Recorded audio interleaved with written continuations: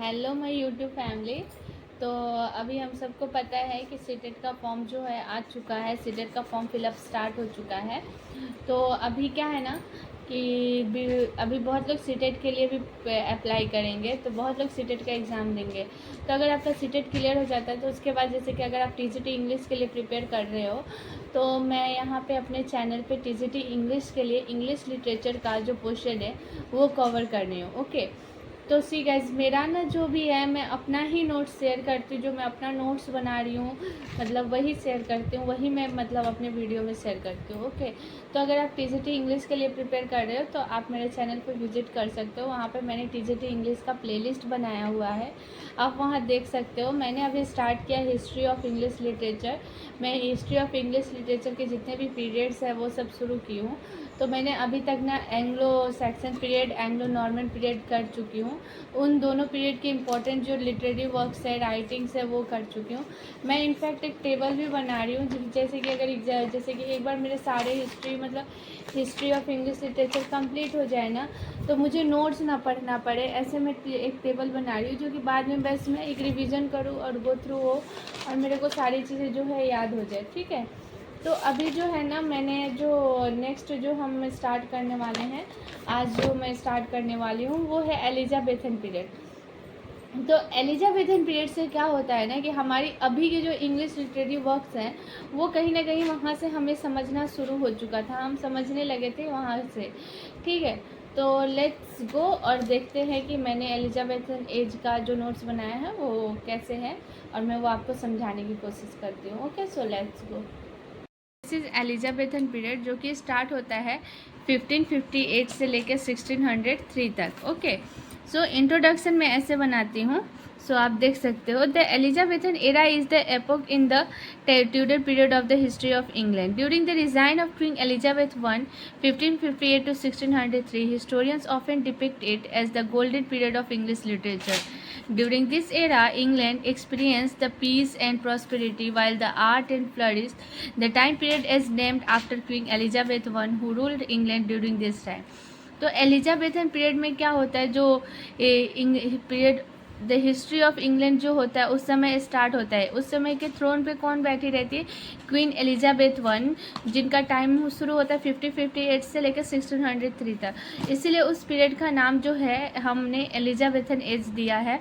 और बहुत सारे हिस्टोरियंस जो है ना वो एलिजाबेथन एज को golden period of English literature के भी बोलते हैं। ओके, तो इस समय क्या होता है कि इंग्लिश, इस समय के जो टाइमलाइन में क्या होता है, इंग्लैंड जो है ना, इंग्लैंड में बहुत ज़्यादा शांति रहती है, इंग्लैंड ग्रो करता है, प्रॉस्पेरिटी आती है। वहाँ लोग आर्ट्स भी मतलब सीख रहे होते हैं। मतलब उस समय के टाइम में जो इंग्लैंड है वो डेवलप कर रहा होता है। ठीक है, तो इसीलिए उस समय का जो मतलब पीरियड का नाम था वो एलिजाबेथन वन जो थी उनके नाम पे दिया गया था।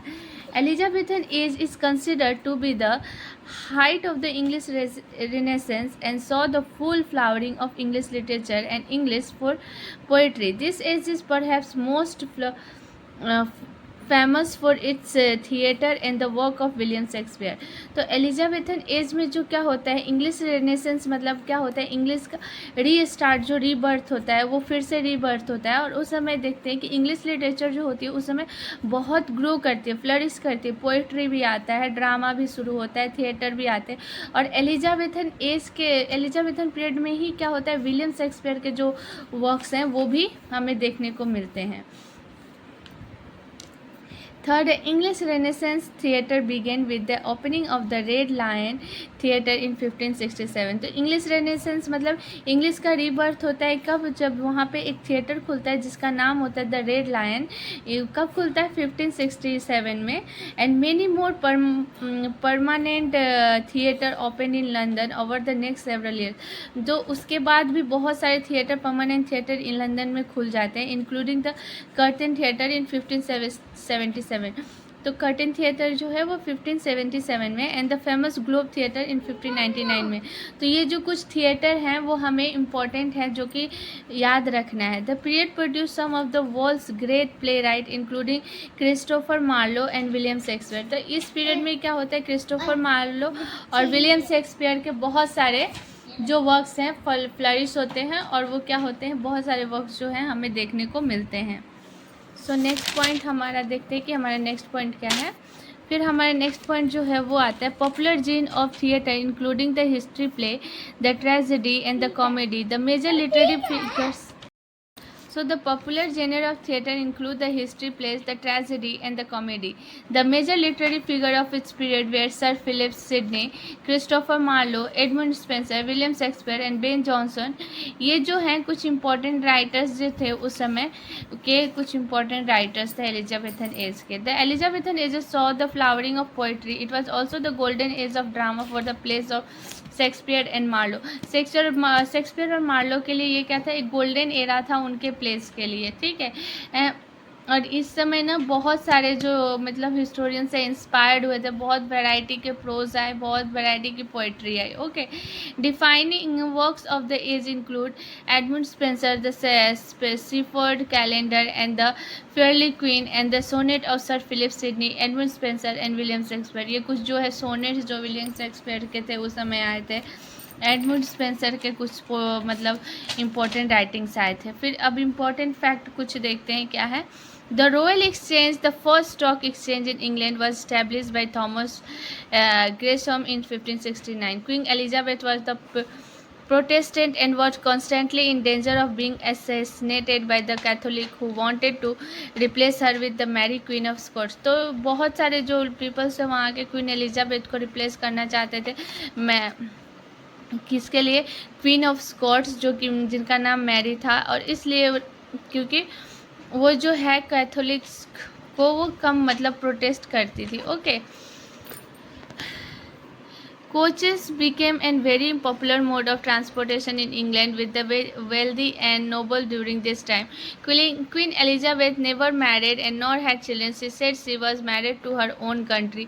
तो क्वीन एलिजाबेथ जो थी उन्होंने शादी नहीं किया. शी वॉज नेवर मैरिड, और उन्होंने बोला कि उनका कंट्री जो है उनसे ही उनको शादी हो गया है. ओके, एलिजाबेथन लिटरेचर क्या है. Appearance of drama in blank versus, first comedy and tragedy must. तो यहाँ पे क्या होता है, ड्रामा जो ब्लैंक वर्स जो होती है वो अपीयर करती है. फिर first comedy and tragedy must होता है, राइटिंग आती है कॉमेडी और ट्रेजेडी के ऊपर. Christopher Marlowe is known as the father of blank verse drama. Blank verse drama के जो फादर हैं उनको क्रिस्टन मार्लो को बोला जाता है. Establishment of theatrical troops, professional actors, play rights and building of theatre. तो बहुत सारे उस पीरियड में क्या हुआ, बहुत सारे थिएटर्स बने, प्रोफेशनल एक्टर्स जो है वो बिल्डअप हो रहे थे. ठीक है, अब break away from religious form of drama, theatre became a space for entertainment and making money. तो ब्रेक मिल गया. रिलीजियस फॉर्म ऑफ ड्रामा जो होते थे ना, बहुत दिनों से चलते आते थे, वहाँ से ब्रेक थ्रू हुआ और वहाँ पे क्या हुआ, एंटरटेनमेंट स्पेस मिला. एंटरटेनमेंट के लिए मनी, पैसे बनाने का जो है एक जरिया बन गया. ओके, सोनेट आता है. Sonnet was inspired by the Italian sonneteer Petrarch. तो जो हमारा सोनेट है ना वो कहाँ से इंस्पायर हुआ था, वो हुआ था हेलियन सोनेटर पेट्रैक से. और उसके बाद English form of Shakespeare form was A C D E F F. तो इंग्लिश शेक्सपियर का जो सोनेट का फॉर्म होता है वो था A B C D E F F. Spenser sonnet का फॉर्म क्या था, A B C C D E. ठीक है.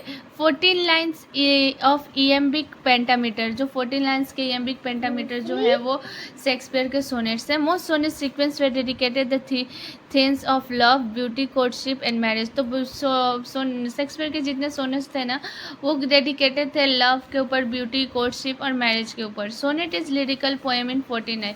तो सोनेट क्या होता है, एक 14 लाइन के जो पोएम लिरिकल पोएम होते हैं. ठीक है. James Burbage came up with the idea of Elizabethan age के ना कुछ इंपॉर्टेंट लिटरेरी वर्क्स है, जैसे विलियम शेक्सपियर के Hamlet, Othello, King Lear, Christopher Marlowe के the Jew of Malta, Ben Jonson के Every Man in His Humour, Edmund Spenser के the Faerie Queene and Amoretti. तो ये जो था ना एक कॉन्सेप्ट जो था, मैं ये नोट्स बना रही हूँ. तो ये मेरा नोट्स था एलिजाबेथन एज के ऊपर. तो ये जो था मेरा एक क्विक नोट था, वो था एलिजाबेथन एज के ऊपर जो मैंने नोट्स बनाए हैं. और इसके बाद मैंने कुछ इसके इम्पोर्टेंट क्वेश्चन भी लिखे हैं. तो उसके बाद जो है जैकोबियन एज आने वाला है, जो कि मैं अपने नेक्स्ट वीडियो में जो है जैकोबियन एज डिस्कस करने वाली हूँ। तो अगर आप टीजीटी इंग्लिश के लिए प्रिपेयर कर रहे हो, कोई भी मतलब एग्ज़ाम के लिए, टीजीटी इंग्लिश के लिए या कॉन्ट्रेक्चुअल के लिए भी आप जाओगे, तो आपको इंग्लिश लिटरेचर का अच्छा खासा नॉलेज होना चाहिए। सो ये जो है ना, अगर आपको थोड़ा भी मेरे वीडियो से नोट से हेल्प मिलता है तो मेरे चैनल को आप सब्सक्राइब करो, और आप प्लीज़ मेरे चैनल के प्लेलिस्ट में जाके देखो, मैं वहाँ पे प्लेलिस्ट बनाई हूँ इंग्लिश लिटरेचर का। और नेक्स्ट जो वीडियो आने वाला है वो आने वाला है मेरा जैकोबियन एज के ऊपर। तो please like, share, comment and subscribe my channel. Thank you. Stay healthy, stay अच्छे से रहो, अच्छे से प्रिपरेशन करो अपने एग्ज़ाम के। Thank you.